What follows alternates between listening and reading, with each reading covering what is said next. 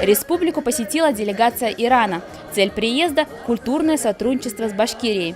В рамках визита иранская делегация во главе с советником по культуре посольства Ирана в России господином Гахриманом Сулеймани встретилась с представителями БГПУ имени Мифтахиддина Акмуллы. Наш университет организовал теплую встречу, башкирские песни, танцы и национальные угощения.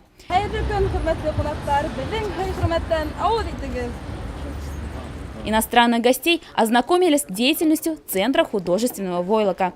Познакомили иранскую делегацию также и с Центром развития компетенций. Гостям рассказали о реализующихся на данный день международных проектах. Основным мероприятием стало посещение Центра иранской культуры. Центр создан в 2010 году на базе БГПУ имени Мифтахиддина Акмуллы при поддержке культурного представительства при посольстве Исламской Республики Иран в Российской Федерации. Во время встречи были обсуждены вопросы сотрудничества нашего вуза с вузами Ирана, проведение курсов персидского языка, обучение иностранных граждан русскому языку.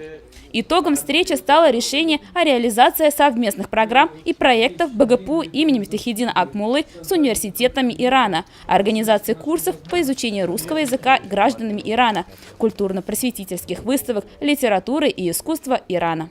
Сегодня глава Республики Башкортостан также отметил то, что надеется на то, что Дни культуры Республики Башкортостан также пройдут и в Иране. Все это события, все эти мероприятия свидетельствуют о том, что началось хорошее движение в деле развития наших взаимоотношений во всех этих направлениях. Мы выражаем надежду на то, что наши отношения будут также развиваться, особенно университетское сотрудничество.